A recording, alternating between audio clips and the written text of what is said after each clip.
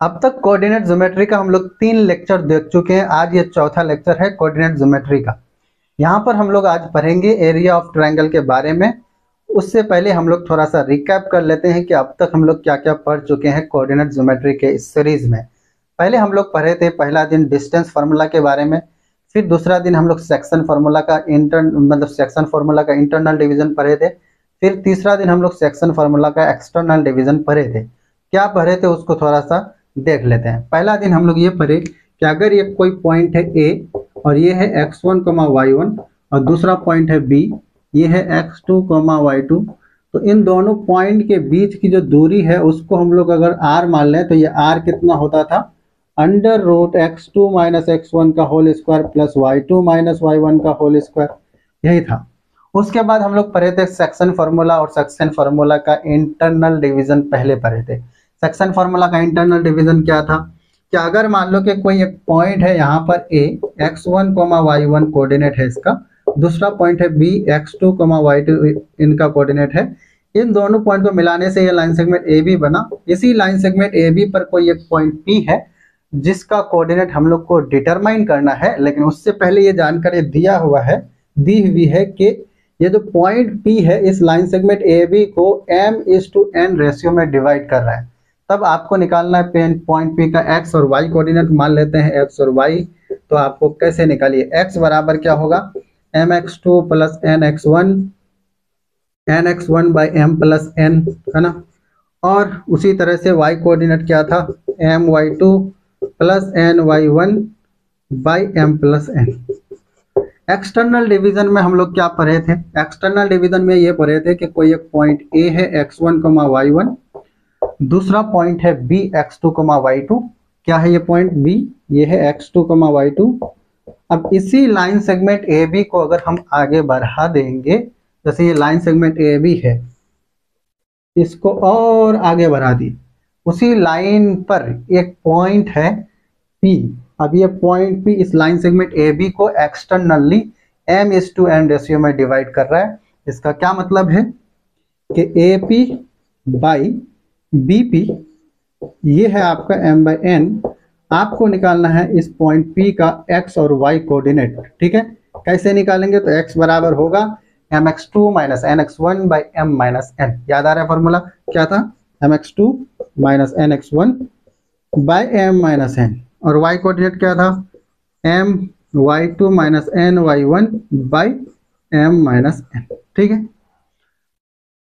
अगर हम लोग इसी फॉर्मूला को चाहें तो हम लोग यहाँ पर ऐसे बोल सकते हैं, ये हो जाएगा lambda into x2 plus x1 by lambda plus 1, जहाँ पर लैम्डा का मतलब m/n था, ये हम लोग कन्वर्ट किए थे। इसी तरह से इस फॉर्मूला को चाहें तो हम लोग x बराबर ऐसे लिख सकते हैं, lambda into x2 plus x1 by lambda plus 1, जहाँ पर लैम्डा का मतलब माइनस m/n। तो एक्सटर्नल डिवीजन हो या इंटरनल डिवीजन हो, दोनों का फॉर्मूला सेम फॉर्म में लाया जा सकता है, लेकिन ये ध्यान रहे कि यहाँ पर जो लैम्डा है यहाँ पर m/n है और यहाँ लैम्डा माइनस m/n है। अगर एक्सटर्नल डिवीजन हुआ तो लैम्डा क्या होगा, पॉजिटिव होगा, जबकि इंटरनल डिवीजन में नेगेटिव होगा।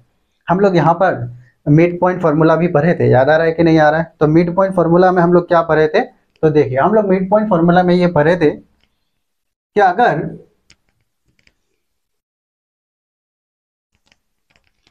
ये पॉइंट है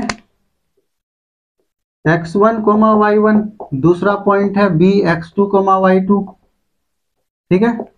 इन दोनों पॉइंट को मिलाने से ये लाइन सेगमेंट ए बी बना। इसी लाइन सेगमेंट ए बी का जो एग्जैक्टली बीच वाला पॉइंट है, यानी ये जो मिड पॉइंट है P, इसको कैसे निकाला जाएगा, तो वो हम लोग पढ़े थे x बराबर x1 प्लस x2 बाई 2 और y बराबर y1 प्लस y2 बाई 2, ये हम लोग पढ़े थे, है ना। ये इसको मिड पॉइंट फार्मूला बोलते हैं। उसके बाद हम लोग पता है क्या पढ़े थे, ये को बहुत ही इंपॉर्टेंट फैक्ट पढ़े थे, अगर आप वो ध्यान में रखे होंगे तो। क्या पढ़े थे हम लोग, एक इंपॉर्टेंट फैक्ट ये पढ़े थे कि कोई एक स्ट्रेट लाइन है जो लाइन सेगमेंट ए बी को क्या कर रहा है, डिवाइड कर रहा है, और वो स्ट्रेट लाइन का इक्वेशन है ax plus B Y plus सी। बराबर 0। ये पॉइंट ए का कोऑर्डिनेट x1 y1 दिया हुआ है, पॉइंट बी का कोऑर्डिनेट x2 y2 दिया हुआ है। ठीक है, एक लाइन सेगमेंट है ए बी, इसका कोऑर्डिनेट है x1 y1, इसका कोऑर्डिनेट है x2 y2। एक कोई स्ट्रेट लाइन है ax plus B Y plus सी बराबर 0। ये स्ट्रेट लाइन इस लाइन सेगमेंट ए बी को मान लो कि λ:1 रेशियो में डिवाइड कर रहा है। और लैम्डा का क्या मतलब है, यहाँ पर आप चाहो तो इसको m:n बोल सकते हो, तो लैम्डा का मतलब हो जाएगा m/n, है ना। λ:1 का मतलब m/n। ठीक है, अब क्या मतलब हुआ, यहाँ से हम लोग जो लैम्डा निकाले थे वो बहुत ही इंटरेस्टिंग फॉर्मूला था। वो क्या फॉर्मूला था, याद आ रहा है कि नहीं आ रहा है? हम लोग बहुत ही सिंपल सा फॉर्मूला यहाँ पर पढ़े थे लैम्डा की वैल्यू निकालने के लिए। और वो लैम्डा कितना था, लैम्डा बराबर -ax1 plus by1 plus C by ax2 plus by2 plus C, है ना। ये हम लोग पढ़े थे, बहुत ही सिंपल है कि नहीं है ना। ये पढ़े थे, यानी ये लैम्डा निकलेगा ऐसे। ठीक है, अगर लैम्डा पॉजिटिव हुआ तो इंटरनल डिवीजन, लैम्डा नेगेटिव हुआ तो एक्सटर्नल डिवीजन। क्या आपको इतना याद है? अगर इतना याद है तो कोई दिक्कत नहीं है आगे समझने में, आप ध्यान से देखिए। अभी हम लोग पढ़ेंगे एरिया ऑफ ट्रायंगल। अब एरिया ऑफ ट्रायंगल क्या मतलब हुआ,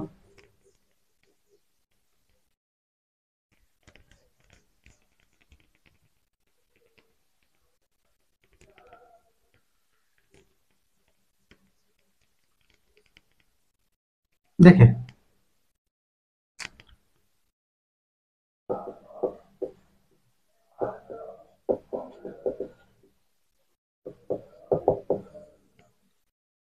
ये कोई ट्रायंगल है,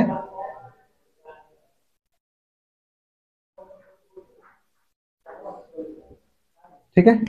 ये कोई ट्रायंगल है ए बी सी। देखो, ए x1 y1 इसका कोऑर्डिनेट है, पॉइंट बी x2 y2 इनका कोऑर्डिनेट है, पॉइंट बी का कोऑर्डिनेट है x2 y2। ये पॉइंट सी है, इसका कोऑर्डिनेट है x3 y3। ठीक है, ये ट्रायंगल दिया हुआ है, तीनों वर्टेक्स का कोऑर्डिनेट दिया हुआ है। आपको क्या निकालना है, इस ट्रायंगल का एरिया निकालना है। कैसे निकालोगे एरिया, लॉलीपॉप है, कुछ नहीं है। देखो यहाँ पर क्या है, हमारे पास एक ले लेते हैं, ये हो गया आपका x एक्सिस, ये हो गया y एक्सिस। आप क्या करो, प्रोसेस में ध्यान दो, ये बहुत जरूरी है ताकि आप क्या कर पाओ, सोच पाओ कि कैसे करते हैं। तो आप ध्यान से देखिए, यहां से क्या करेंगे हम लोग, पॉइंट ए से परपेंडिकुलर ड्रॉ करेंगे एक्स एक्सिस पर, फिर पॉइंट बी से परपेंडिकुलर ड्रॉ करेंगे और पॉइंट सी से परपेंडिकुलर ड्रॉ करेंगे। ठीक है, ये लाइन ड्रॉ किया यहाँ पर। यहाँ पर परपेंडिकुलर का मतलब क्या होता है जी, परपेंडिकुलर का मतलब क्या है, 90 डिग्री। तो 90 डिग्री ड्रॉ किया, बहुत सिंपल है। हम लोग को इस ट्रायंगल एबीसी का एरिया निकालना है। पहले क्या करते हैं, कंस्ट्रक्शन किए कुछ कुछ, ऐसे ऐसे परपेंडिकुलर ड्रॉ किया 3 जगह। इस पॉइंट का नाम आर, इसका एस, इसका टी। जहां पर एक्स एक्सिस और वाई एक्सिस इंटरसेक्ट करता है उस पॉइंट को ओरिजिन बोलते हैं। ठीक है, हमने सभी पॉइंट का आर एस टी इस तरह से नाम दे दिया। अब यहाँ पर देखो, हम लोग को इस ट्रायंगल का एरिया निकालने के लिए क्या करेंगे, तो ध्यान से देखना। तो ये है ना एक ए बी आर एस, ये एक ट्रायंगल, ये क्या है, क्वाड्रिलेटरल है। उसी तरह से ए एस टी सी, ये भी एक क्वाड्रिलेटरल है। अगर दोनों क्वाड्रिलेटरल के एरिया को हम जोड़ देंगे तो ये टोटल एरिया निकल जाएगा। और टोटल एरिया में से अगर हम ये वाला एरिया घटा दें, ये वाला एरिया यानी बी आर टी सी, तो हम लोगों को क्या मिल जाएगा, इस टोटल एरिया में से ये इतना एरिया जो है जिसको मैं डार्क कर दिया, उस एरिया को आप घटा देंगे तो क्या मिल जाएगा, ट्रायंगल का एरिया मिल जाएगा। नहीं, मैं लिख देता हूँ, समझ में आ जाएगा। देखिए, ये एक्स एक्सिस है, ठीक है, समझ जाओ। देखो, area of triangle ABC is equal to क्या होगा, एरिया ऑफ ट्रायंगल एबीसी, उसको ना आप यहां लिखो, आगे देखो ये क्या होगा, ट्रायंगल एबीसी का एरिया, तो area of quadrilateral A B R S, area of A B R S, A B R S plus area of quadrilateral ASTC minus area of quadrilateral BRTC। ठीक है, माइनस करना है, plus नहीं। Area of quadrilateral BRTC। ठीक है, क्या समझ में आया? ठीक है, टोटल एरिया में से BRTC वाला क्वाड्रिलेटरल एरिया घटा दिया, सिंपल सी बात है। चलो, अब वो जो ट्रायंगल है, सॉरी ये जो क्वाड्रिलेटरल है ABRS, ये कैसा क्वाड्रिलेटरल है जी? ये क्वाड्रिलेटरल है ट्रेपीजियम। क्यों? क्योंकि दो साइड पैरेलल है, BR और AS दोनों एक दूसरे के पैरेलल है, इसीलिए ये क्वाड्रिलेटरल ट्रेपीजियम है। तो हम लोग क्या करेंगे, एरिया ऑफ ट्रेपीजियम बोलो या क्वाड्रिलेटरल बोलो, एक ही बात है ना। तो एरिया ऑफ ट्रेपीजियम क्या होता है? ट्रेपीजियम का एरिया होता है कि 1/2 into sum of the parallel side into distance between the parallel side. तो उस फॉर्मूला का यूज किया जाएगा। तो यहाँ पर देखो तो 1/2 एरिया ऑफ ट्रायंगल ABRS लिख रहे हैं, सॉरी क्वाड्रिलेटरल ABRS लिख रहे हैं। तो ये 1/2 इंटू, क्योंकि ट्राइपीजियम है तो सम ऑफ द पैरेलल साइड लिखना है पहले। तो सम ऑफ द पैरेलल साइड कौन है? BR और AS, तो दोनों का जोड़ दो, BR plus AS into distance between the parallel side. ये दोनों पैरेलल साइड के बीच का डिस्टेंस कौन है? RS। ये ट्रेपीजियम का एरिया होता है ना। उसी तरह से ये वाला ट्रेपीजियम ASTC का ट्रेपीजियम का एरिया लिखो 1/2 into AS plus CT into distance between the parallel side ST। क्या कोई दिक्कत है? समझ में आया? आगे minus 1/2 into area of the trapezium BRTC। तो इस ट्रेपीजियम में कौन दो साइड पैरेलल है? BR और CT। तो BR plus CT into distance between the parallel side. कौन है डिस्टेंस? R से लेकर T तक।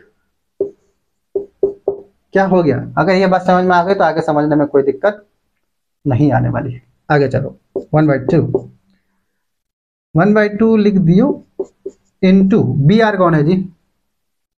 BR मतलब ये कितना है?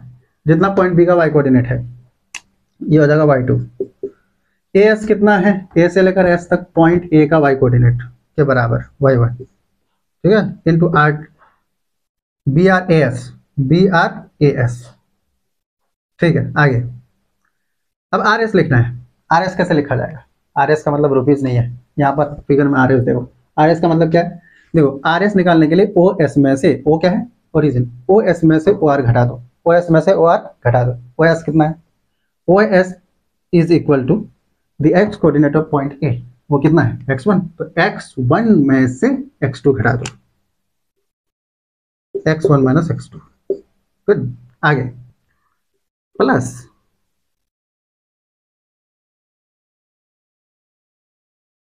ओके, उसके बाद प्लस 1/2 AS कितना है? जितना पॉइंट A का y कोऑर्डिनेट y1, उसके बाद प्लस CT का मतलब पॉइंट C का y कोऑर्डिनेट y3 इनटू। क्या समझ में आया? गुड, आगे देखो क्या होगा। अब ये ST कितना है? ST का मतलब इतना कैसे निकलेगा? सिंपल सी बात है, OT में से OS घटा दो, OT में से OS घटा दो। अब OT में से OS कैसे घटेगा? OT कितना है जी? पॉइंट C का x coordinate x3,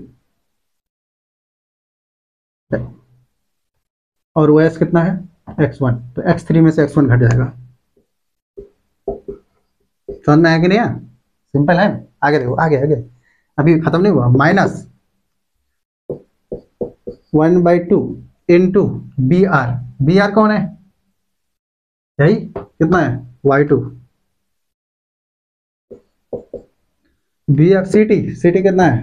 y3 into RT कितना है? देखो RT यही है ना। तो OT में से अगर OR घटा देंगे तो RT मिल जाएगा। इस पूरे में से इतना घटा दो, तो OT कितना है? OT है आपका पॉइंट C का x कोऑर्डिनेट के बराबर, मतलब x3 माइनस ये कितना है? OR जितना पॉइंट B का x कोऑर्डिनेट है, ये हो गया x2। क्या इतना समझ में आया? कुछ नहीं है, इतना अगर समझ में आ गया तो अब सिर्फ सिंप्लीफाई करना है। गुड। नेक्स्ट, 1/2 इज कॉमन, ले लो कॉमन, ब्रैकेट हटाओ जी, इसके साथ मल्टीप्लाई कर लो, ये हो गया एरिया ऑफ ट्रायंगल। 1/2 कॉमन आ जाएगा, ये कितना हो जाएगा, इसके साथ मल्टीप्लाई करो तो x1 y2 plus x1 y1, इस x1 के x2 के साथ करो, minus x2 y2 minus x2 y1, अब ये ब्रैकेट हटाओ, plus x3 y1 plus x3 y3, इस माइनस x के साथ मल्टीप्लाई करो तो ये हो जाएगा x1 y1 minus x1 y1 minus x1 y3। समझ में आया? आगे चलो, उसके बाद ये पूरा मल्टीप्लाई करो, पहले x3 के साथ करो, तो ये देखो माइनस है यहाँ पर, तो माइनस का ध्यान रखा जाए, ये माइनस y2 इंटू x3, तो माइनस x3 y2, फिर ये क्या है y3, तो माइनस x3 y3। समझ में आया? अब देखो इस x2 के साथ करो तो माइनस माइनस हो जाएगा प्लस, माइनस और minus plus, x2 into y2, x2 into y2, फिर देखो minus minus plus y3 into x2, मतलब प्लस x2 y3, है ना? ये हुआ कि नहीं हुआ? सिंपल है ना? जो कट रहा है काट दो काट दो काट दो, जो कट रहा है ना सिंपल सिंपल हटा दो। देखो कौन कौन कट रहा है, बहुत सारा है, देखना x2 y1 कुछ कुछ कट ही रहा होगा ना, माइनस वाला हो सकता है, बहुत सारा कट हो जाए, काट कुट करके देख लो, है ना? तो काट उट करके आप सिंप्लीफाई करेंगे तो आपको क्या मिलेगा, ये मिलेगा x1 into y2 minus y1 y3 plus x2 into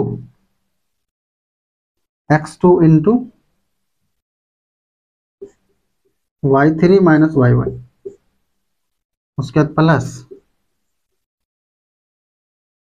x3 y1 minus y2। क्या समझ में आया? ये मिलेगा, कुछ नहीं है, बहुत ही सिंपल है, इतना तो दिमाग होगा ना। देखो क्या करो, जो कट रहा है ना पहले काट दो, जैसे आपको कुछ कटते हुए दिख रहा है क्या, जो कट रहा है काट दो, उसके बाद सिंप्लीफाई करेंगे तो ये आ जाएगा। समझ में आया कि नहीं? बहुत ही सिंपल है, जो कट रहा है उसको काट देना है, फिर जिन जिन टर्म में x1 कॉमन आ रहा है x1 कॉमन ले लो, जिसमें x2 कॉमन आ रहा है वहाँ कॉमन ले लो, जिस दो टर्म में x3 कॉमन आएगा वहाँ कॉमन ले लो, ब्रैकेट में कुछ कुछ इस तरह से बच जाएगा। ठीक है, अब देखो ये हुआ area of triangle A B C. समझ में आया? याद रखना जरूरी है, मैं डायरेक्ट इस फॉर्मूला को बता सकता था, मैं पूरा प्रोसेस बता दिया और कुछ नहीं है। चलो आगे चलते हैं, अब क्या करना है। देखो आगे की कहानी है,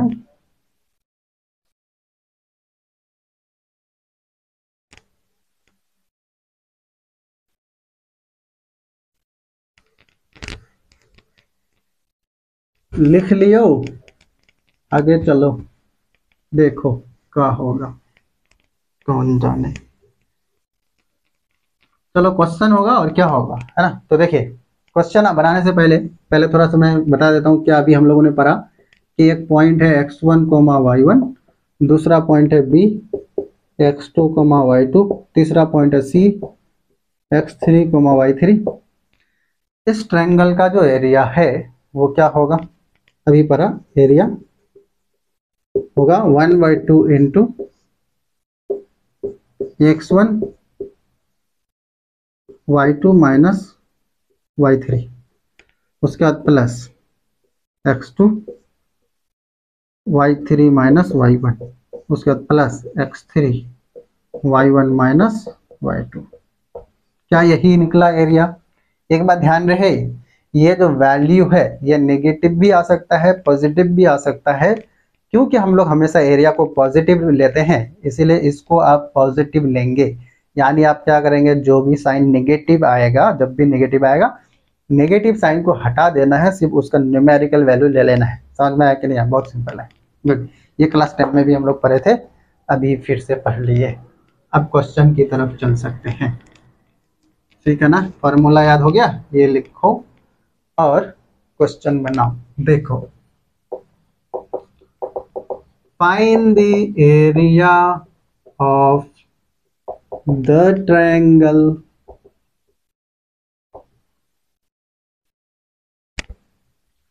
whose vertices are whose vertices are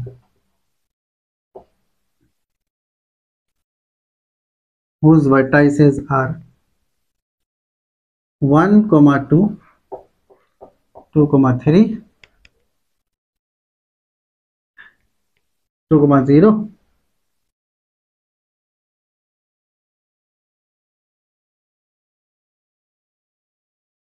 नहीं ऐसे 0, 2, 0, 7। ठीक है? ये ट्रायंगल है जिसका तीनों वर्टेक्स दिया हुआ है, आपको उसका एरिया निकालना है। बहुत ही सिंपल है। देखो सॉल्यूशन, ये ट्रायंगल है आपका, ये एक वर्टेक्स है 1, 2, दूसरा है 0, 2 और तीसरा है 0, 7। आपको निकालना है, क्या निकालना है?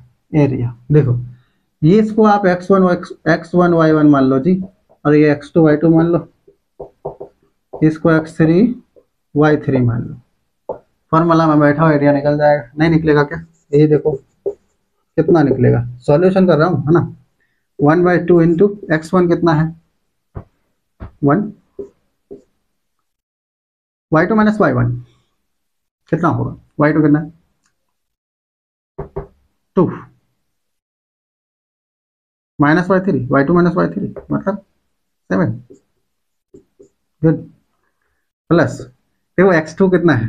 0, ब्रैकेट में y3 माइनस y1 कुछ भी रहे, कुछ आएगा। फिर प्लस ये क्या है जी? x3। x3 कितना है जी? 0, अब ब्रैकेट में कुछ रहेगा, है ना। देखो ये 1/2, 1/2 इन 2 में से 7 चला गया, 2 माइनस 7 इज इक्वल टू -5, -5। तो ये क्या होगा? -5/2 स्क्वायर यूनिट, है ना। अब देखो 5/2 कितना होता है? यानी -2.5, है ना। 5 का आधा 2.5। माइनस आया ना एरिया, क्या एरिया माइनस लेते हैं? नहीं लेते हैं, तो सिर्फ हम लोग न्यूमेरिकल वैल्यू आंसर में लेंगे। तो the answer is 2.5 square unit. समझ में आ गया? Negative sign should be removed. आगे चलते हैं। ये क्वेश्चन हो गया बेसिक सा।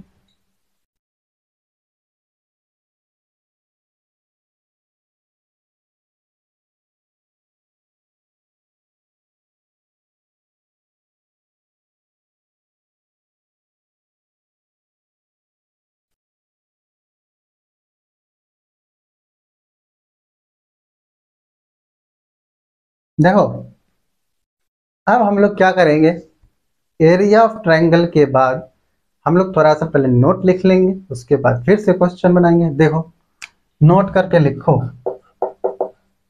नोट नंबर 1, ये ट्रायंगल है ना, छोटका सा x1, y1 पहला पॉइंट, दूसरा वर्टेक्स है x2, y2, तीसरा वर्टेक्स है x3, y3। ठीक है? अब ध्यान से देखो, कितना आसान है। इसका एरिया का फॉर्मूला है, कितना है जी? 1/2 into x1 into y2 minus y3 plus, भाई जगह होगा नहीं यहाँ पर, जगह नहीं है तो नीचे लिखो। थोड़ा मैं ना जगह बना करके लिखता हूँ। देखो, नोट 1। एरिया बराबर होगा 1/2 into x1 into y2 minus y3 plus x2 into y3 minus y1, उसके बाद plus x3 into y1 minus y2। यही था फॉर्मूला, है ना? यही एरिया का फॉर्मूला था। देखो, इसी को हम चाहे तो ऐसे लिख सकते हैं, एरिया बराबर 1/2 into determinant of x1 x2 x3, या ऐसे लिखो ना, ऐसे x1 x2 x3। ना खूबसूरत नहीं लग रहा है, थोड़ा ऐसे लिखो, x1 x2 x3 y1 y2 y3 1 1 1। ये डिटर्मिनेंट है। आप अगर फिजिक्स पढ़े होंगे तो फिजिक्स का जब आप वेक्टर प्रोडक्ट पढ़ेंगे, है ना, बेसिक मैथ में जब वेक्टर प्रोडक्ट पढ़ेंगे तो वहाँ पर डिटर्मिनेंट के बारे में थोड़ा सा आपको सर बताए होंगे, अगर आप किसी के पास पढ़े होंगे तो। वो डिटर्मिनेंट का वहाँ जो मतलब है ना, यही वही डिटर्मिनेंट की बात हो रही है। 1/2 into x1 x2 x3 y1 y2 y3 1 1 1। ये डिटर्मिनेंट के फॉर्म में ऐसा इसी को हम लिख सकते हैं। अगर आपको ये समझने में दिक्कत है तो आप इसी को याद रखिए, ठीक है ना? अभी मैं डिटर्मिनेंट का चैप्टर चल नहीं रहा है तो इसलिए उसके बारे में कुछ ज़्यादा बताऊंगा नहीं। इसको ऐसे याद रखो अगर डिटर्मिनेंट समझते हो तो, ठीक है? किसी वक्त होगा तो हम डिटर्मिनेंट की वैल्यू निकालना आपको बता देंगे, ठीक है? आगे चलो। दूसरा, देखो, अगर कभी भी 3 पॉइंट नॉन कोलिनियर होगा तो ट्रायंगल बनेगा, और अगर तीनों पॉइंट कोलिनियर हो गया तो ट्रायंगल नहीं बनेगा, है ना? तो मान लो कि 3 पॉइंट, एक पॉइंट ये है, एक पॉइंट ए है और एक पॉइंट ए है। तीन नॉन कोलिनियर पॉइंट से एक ट्रायंगल बनता है मिलाने से। लेकिन अगर तीनों पॉइंट कोलिनियर हो जाए तो तीनों को मिलाओ, किधर है ट्रायंगल? ट्रायंगल इज गायब। मतलब तीन कोलिनियर पॉइंट से कभी भी ट्रायंगल नहीं बनेगा अगर मिला दिया जाए तो, है ना? तो जब तीनों पॉइंट कोलिनियर होगा तो ट्रायंगल नहीं बनेगा, मतलब ट्रायंगल एक इमेजिनरी बनेगा, है ना? अब ट्रायंगल ही नहीं बना तो ट्रायंगल का एरिया कितना? नथिंग।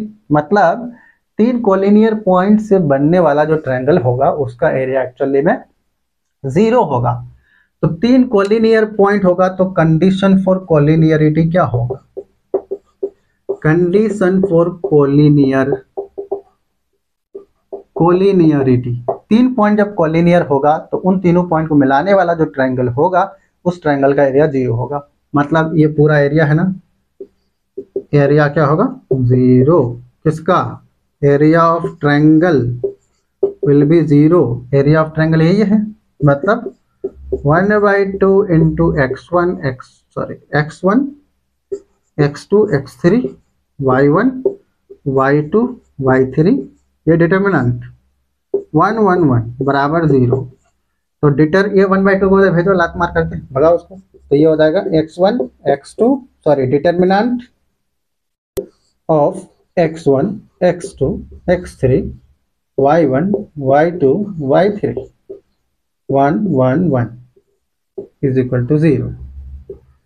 2 गया, 0 के नीचे लटक जाएगा और 0 के नीचे लटकते ही वो गायब हो जाएगा, समझ में आएगा नहीं? तो उधर 0 हो जाएगा। This is the condition for collinearity. समझ में आएगा नहीं? याद रखो भाई, क्वेश्चन की तरफ चला जाए।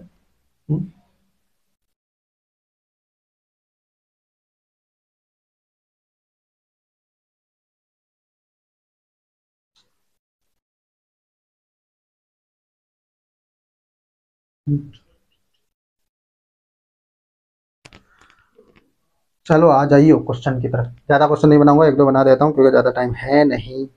तो आ जाओ।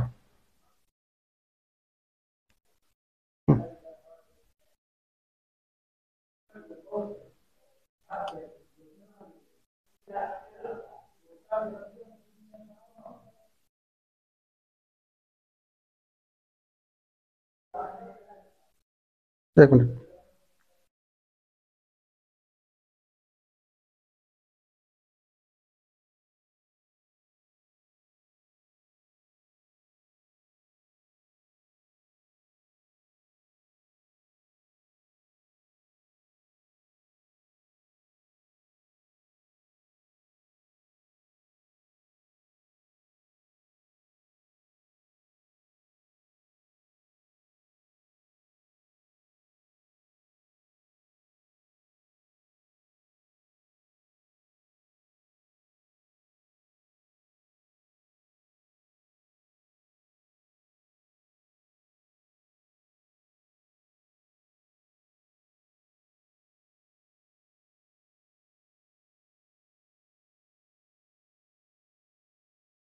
चलो आ जाओ आ जाओ आ जाओ, है ना, क्वेश्चन का इंतजार खत्म हुआ, लिखा जाए क्वेश्चन। बात ही वैसी सा क्वेश्चन है, देखो बोला the coordinates of A B and C are 6,3 -3,5 and 4, -2 respectively,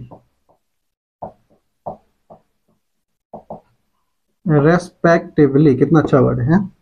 चल, and P is any point x, y,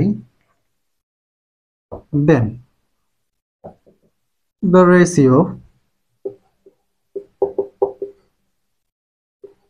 of area of triangle PBC and triangle ABC is option A,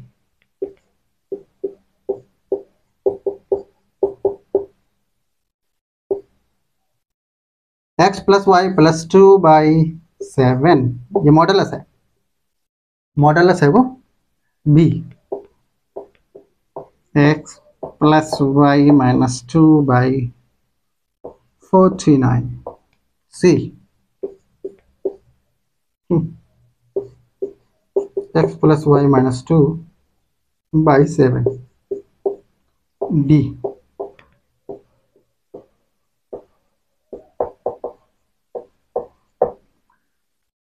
चलो आ जाइयो, क्वेश्चन समझते हैं फिर बनाते हैं। देखो क्या क्वेश्चन कह रहा है कि the coordinates of A B C are इतना इतना इतना रेस्पेक्टिवली। एक ट्रायंगल है, ट्रायंगल है, 3 पॉइंट है, तीनों पॉइंट का कोऑर्डिनेट दिया हुआ है ना, बच्चे वाली बात है। And P is any point x, y, और P एक कोई पॉइंट है x, y, ठीक है। तब बोला है कि the ratio of area of triangle PBC and ABC is, क्या होगा। क्वेश्चन समझो, क्वेश्चन समझो, बहुत ही सिंपल है। देखो देखो क्या है, ऑप्शन दिया हुआ है। पहले ऑप्शन क्या कर रहा है कि modulus of x + y plus, sorry x + y plus, ये z नहीं है 2 है, x + y + 2/7, ये है x + y - 2/49, मगर मॉडुलस लगा हुआ है सारे के ऑप्शन में, इसमें भी modulus. None of this, option D कह रहा है कि ये तीनों बकवास है, नन ऑफ दिस, है ना। तो हम क्या कहेंगे, मॉडुलस का मतलब समझ में आता है, सिंपल सी बात है। देखो अगर 2 है तो 2 का मॉडुलस होता है 2, -2 का मॉडुलस 2, और 0 का मॉडुलस 0।